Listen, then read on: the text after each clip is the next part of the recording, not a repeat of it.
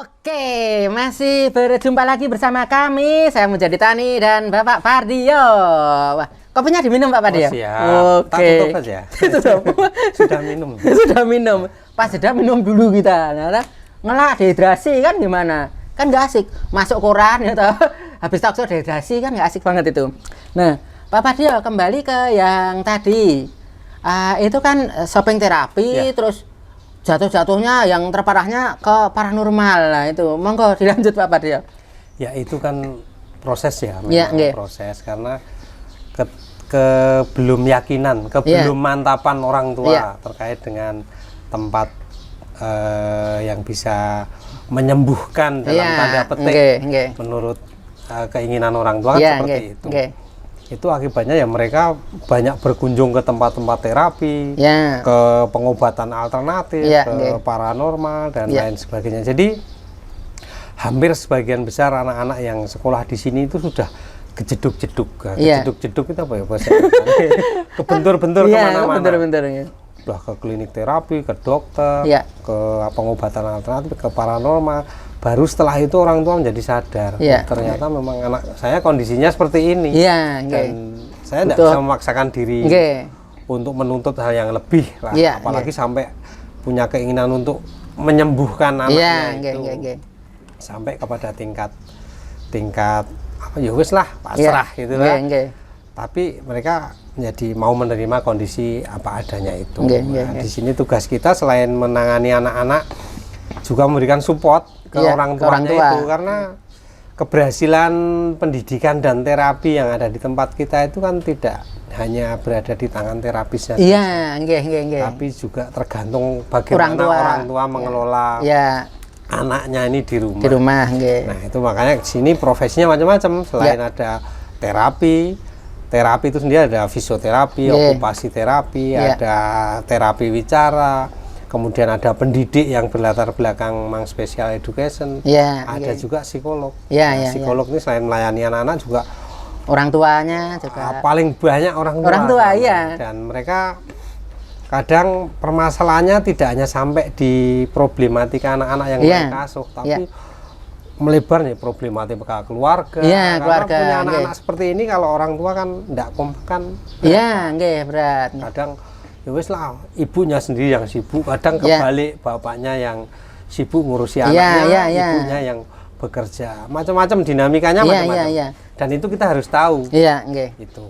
Dan karena memang lebih ke fokus ke orang tua dan sekitarnya. Kalau anaknya sendiri kan kadang dia merasa baik-baik saja kan. Iya. Dia merasa bahagia iya, saja. bahagia. Dia besok gimana kan nggak. Iya. Kadang konsep pikirannya kan nggak sampai segitu gitu loh.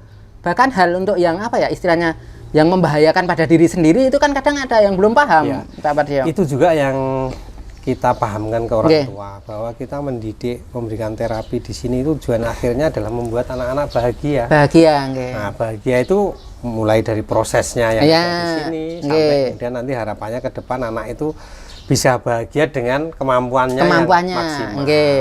Di sini proses pendidikannya kita buat yang menyenangkan untuk Iya, anak. nggih, Tidak nggih. ada tekanan, tidak ada paksaan dan lain Iya. sebagainya. Jadi pembelajaran yang kita berikan beranjak dari kemampuan dasar anak yang Iya, dimiliki. nggih. Kita Itu. kembangkan.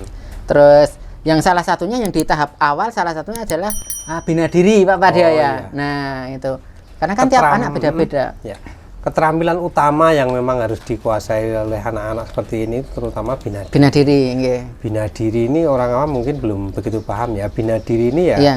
bagaimana anak ini bisa menguasai untuk mereka melayani dirinya sendiri. Iya, Mulai membantu dari dirinya hal yang sendiri. kecil lah. Ya. Apa namanya? Mandi, Ya. makan, minum, Ya, eh, BAB, toilet PAK, training nah, itu. kemudian sampai pada keterampilan-keterampilan sederhana dalam kehidupan sehari-hari mereka. Iya, Itu yang bisa kita- diterapkan.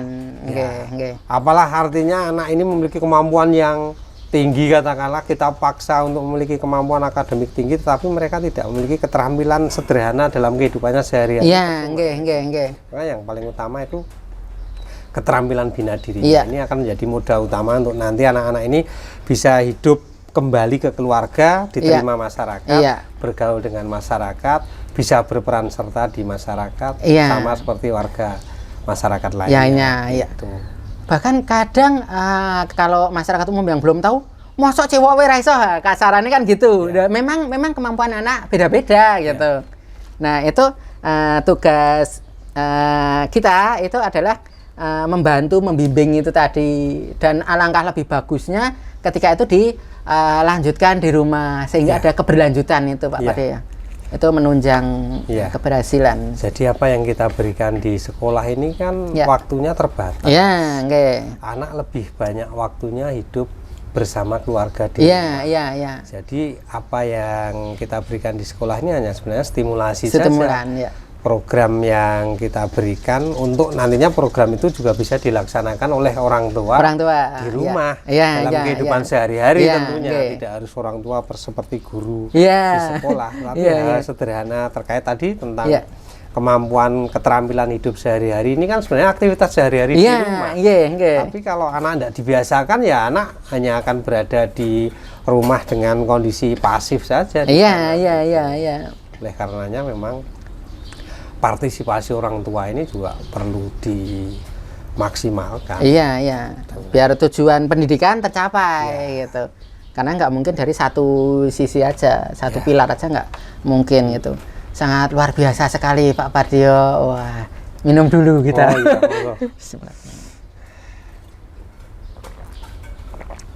Nah, ini gelasnya masih polosan karena belum ada sponsor ya. Nah, ke depan semoga ada sponsor, jadi kita tetap bisa bersemangat. Ketika belum pun kita yakin Pak Pardio sponsornya Gusti Allah. Itu Atlas itu. Aduh. Itu jadi memang berbagai banyak hal. Jadi kayak Pak Pardio tadi, meskipun di sini SLB autis, tapi ada juga yang lainnya Pak Pardio ya, semacam Down syndrome mungkin, cerebral palsy gitu. Terus kalau yang tadi yang ke paranormal gitu, mungkin kira-kira Pak Pardio ya, kita menebak secara awam gitu. Oh mungkin ini dikiranya kemasukan jin lah atau apa gitu. Kan kadang beda Pak Pardio ya. Kalau anak Down syndrome kan dia di kromosomnya kalau nggak salah Pak Pardio ya. Nah di situ. Jadi memang memang berbeda dengan hal-hal yang seperti itu. Berbau supranatural gitu. Yang supra biar motor aja. Itu. Kalau sebagai orang tua sih ya untuk menunjang kesabaran ya memang harus sisi doa, sisi usaha itu memang nggak harus seiring sejalan Pak Pardio ya. Dan ini punya keinginan untuk banyak mencari tahu tentang dunia kespesialannya si anak itu ya, itu bisa diperoleh dengan mereka bergaul dengan orang tua yang lain, mengikuti komunitas-komunitas yang bisa mensupport, saling menguatkan gitu, cari ilmu sendiri di YouTube, medsos dan lain tentang cari ilmu zaman sekarang kan sudah luar biasa Pak Pardio ya. Selain dari buku yaitu tadi dari medsos, dari internet sangat luar biasa sekali gitu. Kan banyak orang tua yang membawa anaknya ke sini itu tahu lokasi sini kebanyakan dari medsos. Dari medsos ya malahan ya. Bahkan apalagi musim pandemi ini ya. Di mana permedsosan itu sangat luar biasa berperan. Lebih banyak sering pegang HP dari pegang istri atau suami ya. Kalau saya belum ada yang dipegang, cari pegangan dulu saya. Barangkali guru di sini ada yang nyari jodoh apa dia? Oh siap. Malah banyak. Promo. Stoknya banyak. Promo diri. Ini tadi sebenarnya mau di kolam sana, kan kayak itu hidroterapi, kecipak-kecipik gitu. Kayak enggak sini lah, akhirnya di sini gitu. Nah, setelah dari obrolan yang tadi, barangkali Pak Pardio ada pesan-pesan kepada orang tua atau mungkin masyarakat sih Pak Pardio. Ya, seperti di awal tadi saya sampaikan, itu orang tua dipilih memiliki anak-anak istimewa ini kan karena memang dianggap mampu oleh yang di atas. Oleh karenanya amanah ini harus betul-betul dikelola dengan baik lah. Sehingga ibarat ini ujian nanti bisa sampai lulus ujian selesai gitu. Amin. Seperti itu. Harapannya kan dengan orang tua yang memiliki kesadaran yang tinggi, punya partisipasi yang aktif, keingintahuan yang besar tentang bagaimana bisa mengelola anak-anaknya seperti ini. Nantinya anak-anak ini kan diharapkan bisa mandiri, bisa hidup di keluarga, bisa bermasyarakat di lingkungannya, sama halnya seperti anak-anak pada umumnya. Sampai akhirnya mereka bisa menjadi warga masyarakat seperti pada umumnya, bisa berpartisipasi, bisa memiliki hak dan kewajiban yang sama dengan warga masyarakat pada umumnya. Itu. Saya dari kalimat itu saya Ciptono, Pak Pardio. Oh, Semarang ya? Ya, Semarang yang sekarang almarhum ya. Semoga Pak Ciptono husnul khotimah, diampuni semua doa-doanya, semua dosa-dosanya, dan diridhoi oleh Allah Subhanahu wa taala. Amin. Nah, beliau sempat yang saya ingat itu sempat menuliskan quotes gitu bahwa tugas anak-anak difabel itu adalah menginspirasi. Nah, itu terus saya mikir, iya ya, tugas mereka adalah menginspirasi, dan tugas kita adalah mengambil dari inspirasi itu. Sangat luar biasa sekali Pak Ciptono itu. Jadi ya mereka dihadirkan ke dunia ini, saya setuju dengan Pak Ciptono, memang tugasnya menginspirasi. Gitu. Mereka banyak memberikan pelajaran hidup pada orang tua, pada guru-guru, pada masyarakat. Itu. Bagaimana sabar, bagaimana kan jarang Pak Pardio anak Down syndrome yang punya rasa dendam, kan jarang sekali. Anak-anak seperti ini kan mereka itu 100% jujur. Jujur. Disadari atau tidak mereka itu jujur. Itu. Dan apa ya, nothing tulus gitu loh, nggak dendaman, terus nggak iri, itu nggak. Happy aja, kan kadang happy gitu. Meskipun kadang anak Down syndrome itu awal-awal kan mungkin malu-malu. Tapi ketika sudah kenal gitu, wah, istilah komunikasinya gayeng gitu, ramah gitu. Salah satu ciri karakteristik anak Down syndrome itu anaknya murah senyum, ramah. Itu. Aduh. Itu. Nah, ini nggak terasa Pak Pardio. Ini sudah sesi akhir gitu. Tadi juga pesan-pesan sudah, terus flashback. Kalau dulu saya di sini kan guru gambar awalnya saya. Guru gambar gitu, terus ikut pelatihan, training, Miss Miyoko juga dan menjadi ikut orang yang juga ikut mewarnai Mitra Ananda. Kita berpameran di tempat umum gitu. Saya terima kasih sekali telah diberi kesempatan bergabung di Mitra Ananda, bahkan sampai sekarang kita juga masih bersambung dengan baik gitu. Terima kasih sekali atas semuanya, pada Pak Pardio, pada Mitra Ananda gitu. Semoga Mitra Ananda tetap selalu maju, berkembang, dan semakin bermanfaat. Amin. Terima kasih Pak Pardio. Sama-sama Pak Mujadi. Sama-sama. Dan tidak ada istilah mantan di antara kita. Karena masih terus bergaul walaupun di tempat yang berbeda, tapi masih satu sasaran ya.